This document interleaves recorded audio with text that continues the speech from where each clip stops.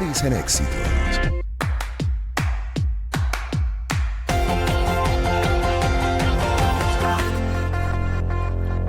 Voy a leer del Estímulo para poner un poco en contexto esta noticia que muchos han seguido a través de las redes sociales, incluso han opinado a través de esas redes sociales. Es el caso de los hermanos García. Leo del estímulo.com. Los hermanos Rebeca García y Francisco García tienen múltiples denuncias en su contra por acoso. La mayoría de sus víctimas son mujeres que llevan años siendo perseguidas y hostigadas. El fiscal ordenó aprehenderlos, pero el Ministerio Público dijo horas antes que no hay ninguna ley que proteja el acoso de mujer contra mujer. El fiscal general, Tarek William Saab, ordenó aprehender a los hermanos Rebeca García y Francisco García tras conocerse múltiples denuncias de acoso a mujeres y niños. En su cuenta de X, el funcionario indicó que el Ministerio Público solicitó detenerlos por agavillamiento, incitación al odio, exhibición de pornografía de niños, niñas y adolescentes. No obstante, fuentes afirmaron al Estímulo que los hermanos García se encuentran fuera de Venezuela, posiblemente en España. Horas antes de anunciar la aprehensión, Saab anunció que había designado a la Fiscalía 59 y 66 Nacional para llevar los casos.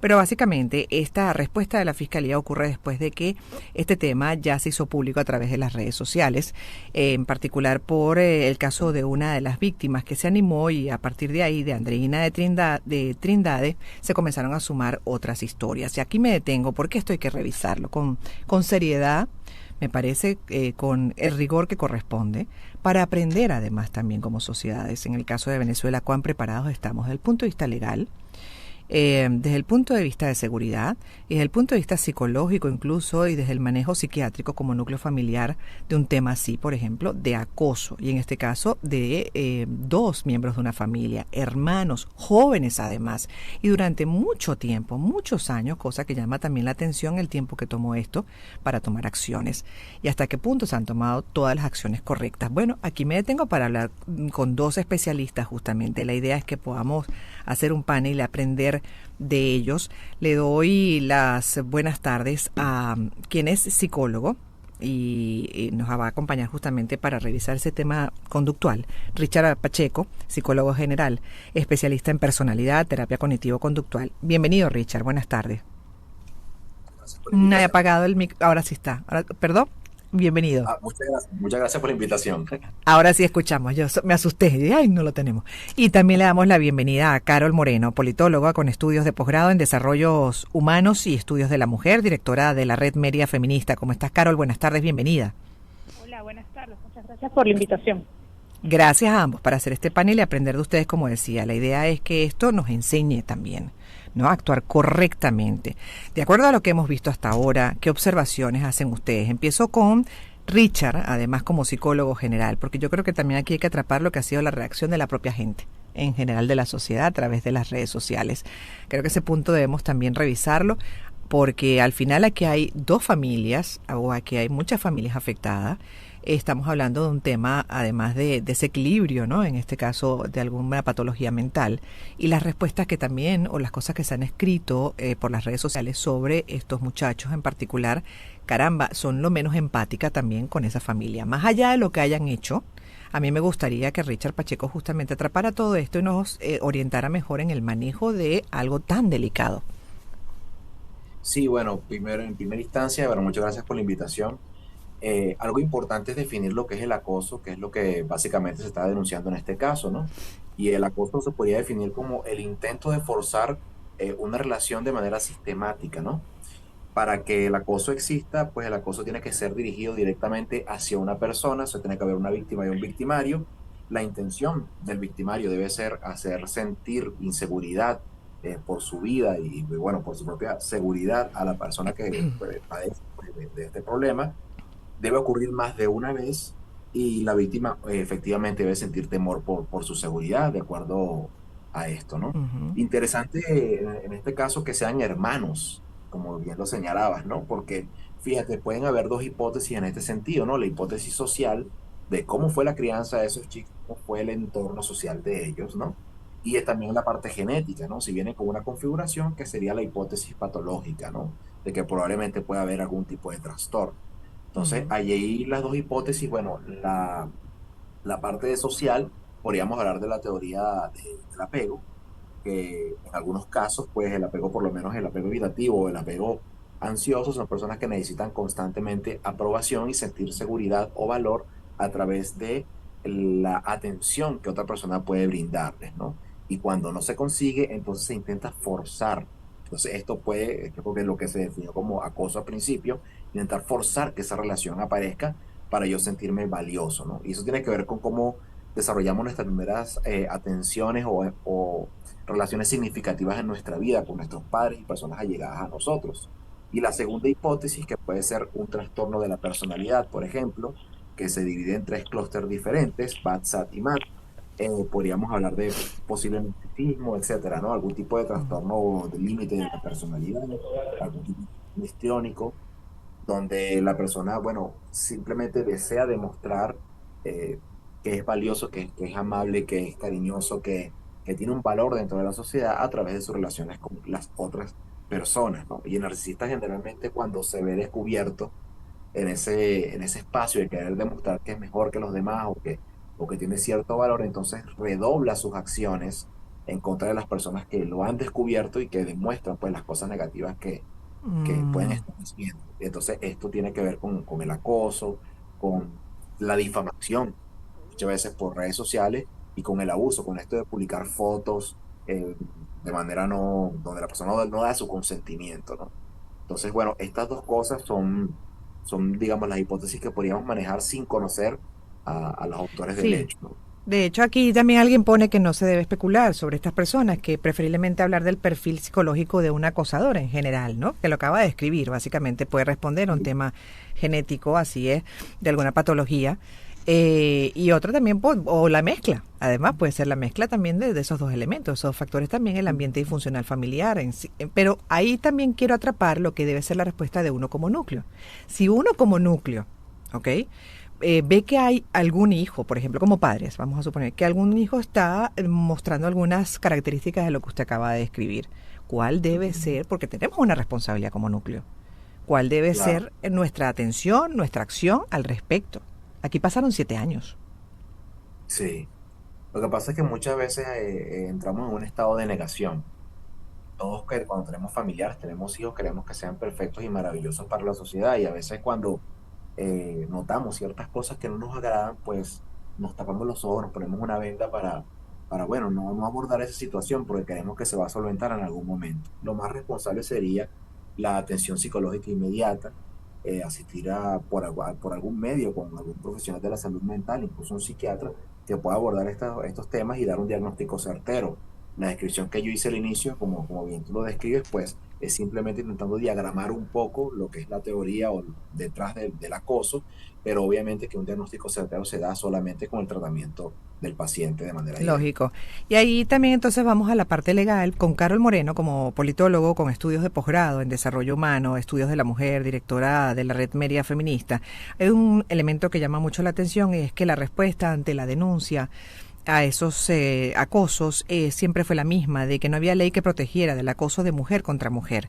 Aquí me detengo, Carol, justamente para que compartas tu punto de vista con relación a eso, porque sin duda también, bueno, sí, siempre se habla del acoso del hombre a la mujer y bueno, cantidad de historias que sobre todo un tiempo para acá se denuncian y se actúa, pero caramba, las mujeres también podemos muchas veces tener algún tipo de característica de algún problema que pueda derivar en una situación muy grave y que la ley venezolana no establezca, ¿no? Mecanismos de protección, eso también es muy delicado, Carol, ¿cómo lo ves?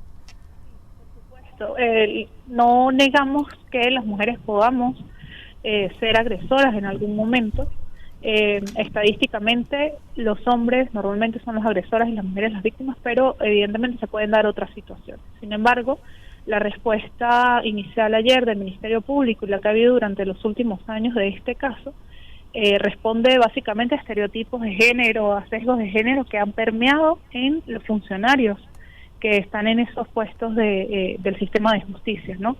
Porque la ley está enfocada, el centro, el objeto de la ley es la mujer, pero quien agrede puede ser hombre o mujer, y lo vemos un poco más claro con otros delitos como la violencia obstétrica o la trata, en la que sí se ha denunciado y sí se han abierto procesos en contra de mujeres. Una médico ginecobstetra puede ser agresora del tipo de violencia, de violencia ginecobstétrica. Una mujer, como ha habido muchos casos, puede ser agresora en el caso de trata. Entonces, en este caso de acoso, de hecho, el artículo 54 que tipifica el acoso u hostigamiento enuncia la persona que mediante comportamientos o expresiones verbales o escritas o mensajes electrónicos ejecute actos de intimidación, y bueno, ahí sigue, será sancionado con prisión de 8 a 20 meses. Allí no dice el hombre. Lo que pasa es que la ley fue aprobada en 2007, ha pasado por dos reformas y aún no tiene un reglamento. Entonces, la ley es aplicada de acuerdo a la discrecionalidad de los funcionarios que reciben las denuncias. Y bueno, Claro. y además estamos ante una ineficiencia sistemática del Estado frente a la violencia de género, que no se da solamente en estos casos en los que la persona agresora es una mujer, se da en los casos tradicionales como el de Carla Ríos, en que su femicida era un hombre, fue su pareja, incluso la privó ilegítimamente de la libertad y ella denunció en oportunidades varias y el Estado no hizo nada.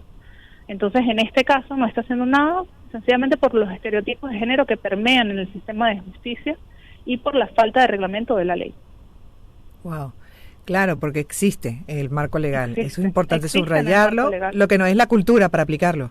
Exacto. La cultura y la voluntad del Estado, ¿no? Porque con formación, sensibilización de los funcionarios y con el reglamento de la ley, seguramente el sistema de justicia funcionaría mucho mejor y actuaría oportunamente en estos casos. Ujú. Sí, pero ahí también, bueno, sin duda, ser acosado es una situación muy compleja de manejar.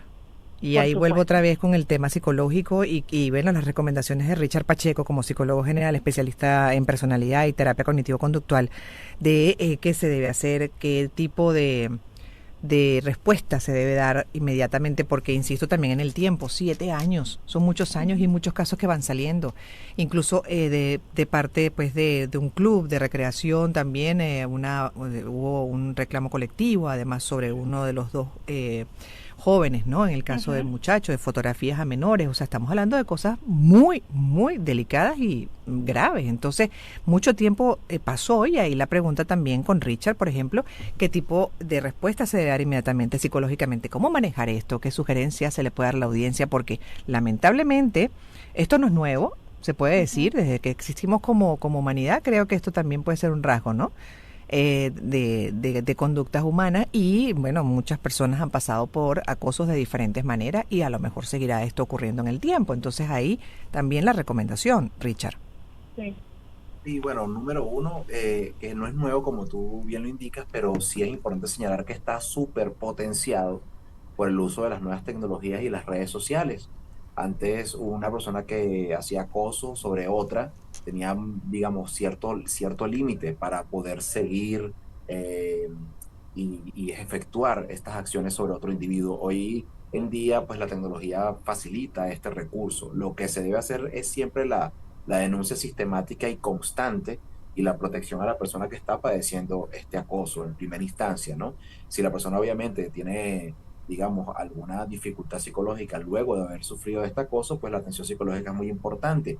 Y hay algo interesante también que hay que conversar, porque hay datos sobre esto, quizás no en nuestro país, pero por lo menos en Estados Unidos se asume que por lo menos más de casi 6 millones de personas han sido de alguna manera acosados en algún momento de su vida y justamente los problemas psicológicos que pueden sufrir, por ejemplo, un 83% de ellos dice que ha elevado sus niveles de ansiedad, un 74% de ellos dice que ha tenido problemas en el sueño para poder dormir, lo que afecta su higiene del sueño y por ende su salud mental, incluso han tenido problemas en el apetito, en comer, o sea, se les dificulta el comer porque, bueno, obviamente se deprimen y se sienten muy mal, ¿no? Incluso el 24% de personas que han sufrido este tipo de acosos han atentado en contra de su vida por no encontrar una solución. Y yo creo que entonces lo importante allí es la atención, la denuncia constante, sistemática y la protección a la víctima. Eso es extremadamente importante para que estos casos no se repitan, ¿no? Y para terminar también repasar el abanico de acosos y para también después con Carol sus recomendaciones, pero el abanico de acosos, de los tipos de acoso que hay, Richard, para tenerlos más claros. Ok, bueno, mira, Fíjate, está el acoso físico, está el acoso verbal y está el acoso social. Todos estos están potenciados, obviamente, indudablemente, por las redes sociales, como lo digo. El acoso físico es más prominente en hombres, principalmente, porque tenemos la tendencia de llevar las cosas hacia lo físico. O sea, el hombre intenta resolver los conflictos generalmente, o puede llegar a ese punto. El punto de la amenaza física siempre está presente. Mientras tanto en las mujeres es más prevalente el acoso verbal, lo que podríamos llamar el gossip, el chisme, la difamación, porque las mujeres no tienen esa tendencia tanto a irse a la parte física, ¿no? Entonces, esas Mm, son las prevalencias que pueden existir, ¿no? Y bueno, pero justamente el acoso verbal tiene que ver con el social, porque lo que se intenta es buscar que la otra persona quede mal parada ante los demás.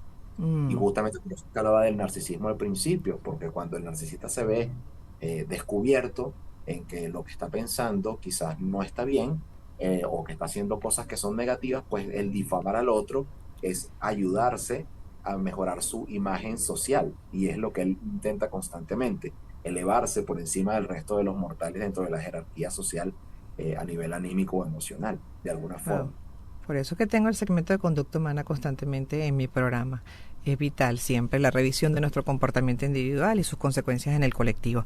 Gracias por haber estado con nosotros, Richard. Richard Pacheco, psicólogo general, especialista en personalidad de terapia cognitivo-conductual. Y Carol, en el minuto que queda, también como politólogo y especialista justamente en estos temas, en el estudio de la mujer, directora de la Red Media Feminista.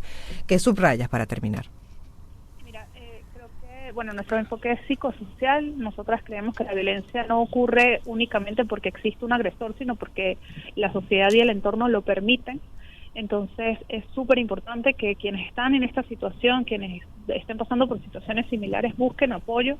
El acoso y la violencia normalmente lo viven las víctimas con mucha vergüenza, con mucha culpa, pero siempre hay alguien dispuesto a ayudar. Y si el Estado no les da respuesta, hay organizaciones como Red María Feminista, en Caracas hay muchísimas organizaciones, está ABESA, el Centro de Estudios de la Mujer de la UCB, que tienen asistencia psicológica, asistencia jurídica y que pudiesen orientarlas con un enfoque de género. Te agradezco mucho, Carol. Carol Moreno, politólogo, y a Richard Pacheco, psicólogo. Cerramos este panel. Vamos a hacer una pausa musical y en breve volveremos para lo que resta también hablar con Lourdes Sánchez, fundadora y directora